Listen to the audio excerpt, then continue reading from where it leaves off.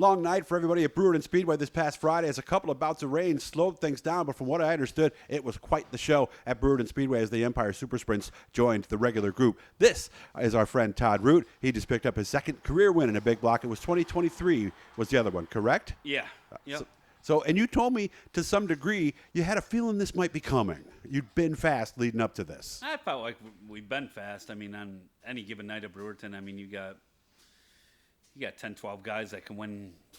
Actually, more than that. I mean, some of these guys in the small block starting up front, I mean, the way the track's been, they're hard to get around when they're up there, believe it or not, especially at a place like Brewerton. Small blocks seem to actually go pretty good there. Mm-hmm. I feel like we've had a lot of speed, just trying to put everything together. Our problem is having speed early, making the correct adjustments late. Well, you told me you had a flat when you were third and you lost brakes when you were second, so you've been there. Yeah, and then Ronnie got me here recently a couple weeks ago when he won there, his first win this year. He snookered me late in the race, and we ended up close second or third to him there that night. So, I feel like we've been really close. We've been really good, and we've had speed. And, I'm pretty sure, we're leading that race at Utica where my car feels really good right now. I mean, before Stu gets there, but right. I feel good right now. The first few laps we led there. Mm-hmm. But I feel like we've been making big gains this year from where we have in the past. Mm-hmm. Speed-wise, just trying to just keep it all put together now and make the right adjustments. A wrong turn here, a wrong turn there really changes the attitude of these things. And you told me Ronnie's talking about Ronnie Davis III. He was on you Friday night, wasn't he? He was, but, there's not a whole lot of guys that you can run wheel-to-wheel with like that, not touch a Nerf bar. And, I got a lot of respect for Ronnie. Think he's one hell of a wheelman.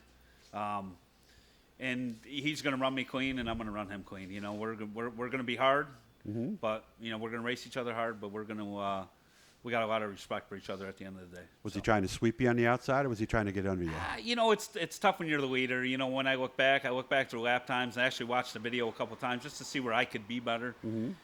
The problem is when you're leading the race, you don't really know. Right. I got to the lead doing what I was doing, so you kind of continue to do what you're doing. The car still felt good where I was. I probably should have moved up a little bit in 3 and 4 going back. 1 and 2, I had a better car than he did. He was better than me in 3 and 4. Obviously, he was moving around to try to get a good run. He was able to roll that top and get there. But when I moved up on the last lap, I was able to, block his run off a little bit and felt like we still had a really good car at the end of the race. Okay. So. With the weather, I know you won your qualifying heat too. With the weather, how did that change with the track, and how did you know what to do now feature time? Because it rained pretty good in between the heats of the feature, didn't it? Well, I think what I'm learning is, we kind of go to these races with a setup that we think is close and is going to work. And believe it or not, Friday night, I think it was Ronnie who I went there with some crazy ideas again. And he said, why don't you go back to what we did, a few weeks ago when you almost won. Okay. So while everybody was up in the stands watching ESS heat races, I went back and I put the car and we just tweaked it a little bit from there. And from heat to the feature, all we did was change the tire. We just put a fresh tire on the right rear and never touched the race car. And the race car was really good. So. Okay. Well, you guys have told me for enough time, I paid attention. You said if you got a good setup, really, you might just have to, like you said, change a tire, maybe make a gear adjustment. Yeah. You should be okay pretty much everywhere, shouldn't you? We're pretty close. And even with these coils and all these days, I mean, a turn here or a turn there is a lot bigger than people think it is. Really? Okay. One wrong turn and one wrong corner, not going the right way, really changes the whole attitude of the race car, believe it or not, where it never kind of did before. So. Okay. So the good thing is, like you said, it's easy to make that change, but it's easy to dial yourself out. So how do you not get gun shy in that situation, like when you're 10 minutes before the feature? You know what? I just Friday night through the heat race, I thought we had a really balanced race car. And I knew that we had prepped the tire really good all week long. We spent a lot of time on the tire, on the right rear. I mean, because tires are the 4 things at the racetrack. Yeah. You really got to spend your time on them and take your time on them and make them right. I spent some good time on a right rear tire, and I go, this is going to make or break us, kind of see where our program is. I think the best lap of the race was lap 18, which was me, which means my tire was still good on lap 18. And biggest thing I'm trying to learn is you can't spin these tires or they're junk. Right. They'll if you can keep that tire underneath you, you might not be the fastest car the first 10 laps, but you'll be around the last 10 laps. Okay. So is it how much you sipe, how deep you sipe, how deep you cut? Well, what is, without giving away too much? It depends on the racetrack you're at. Brewerton's been pretty hard on tires, so we've been siping we haven't been siping as much. Right. You know, we ain't going to go into great big detail on that. No, but the right deeper now. you sipe, I get that. It could chunk too. It's going to chunk. I think they're having some problems at Canandaigua with that right now on really heating tires up and chunking them. So the thinner you can do that, the less you're going to chunk a tire, the less you're going to heat it up. And you know, your grind work, the prep work has got to be there, and it can't be a 5-minute prep job. Okay. And I know you're not there as much, but everybody tells me Fulton is one of those tracks that's easy on tires. Yeah, Fulton, you could dice the tire up and not hurt it all night.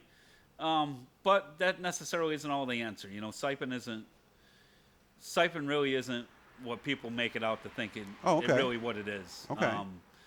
You know, siping more cleans the racetrack, cleans the dust underneath it. So depending on what racetrack you're on is, believe it or not, is probably how you should be siping the tire. Okay. And how much work do we put on those tires every week? It's almost a full day, isn't it? One tire, one tire, if you don't have to mount it, it could take you upwards of 40, 45 minutes. Okay. You know, you start mounting a tire and getting into it, you can spend an hour on a tire. Well, you got to wash them, and you got to do all that, You could spend a good hour on a tire if you had to sipe it and grind it right and stuff. I mean, a good 40 minutes anyway. Right.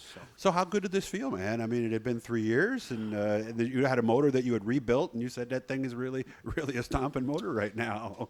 Yeah, my buddy over to Murray Speed, we blew a motor up bad. Cylinder on something we didn't even expect. Something I expected to last us the entire year. We ended up, piston the whole 9. You know, we had some help from Rob Heil. I had some help from, Dougie Holmes. You know, my buddy Jamie and me, we kind of spent some nights and we put it all back together. Had Dougie do some machine work. Rob got us all the parts. And we put this thing back together, and the thing runs really, really good. We moved a couple things around, putting it back together that we thought would work for us, and it seems to really be paying off right now. So. Who do you want to say thanks to?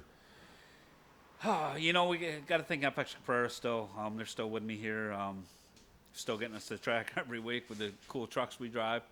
JP's Custom and Cycle. Obviously, if it wasn't for this place, we wouldn't be racing at all. Yep. Maco Tools. That's a big part of our program. It has been for the last couple years.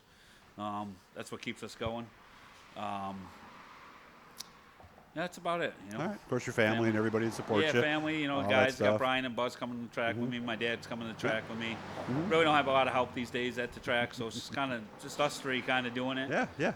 Just me doing it at home, which long days here, and then it's really hard to go home and spend the time you need to get the car turned around for weekly racing. And all the guys who bust your chops and keep you humble during the week, right?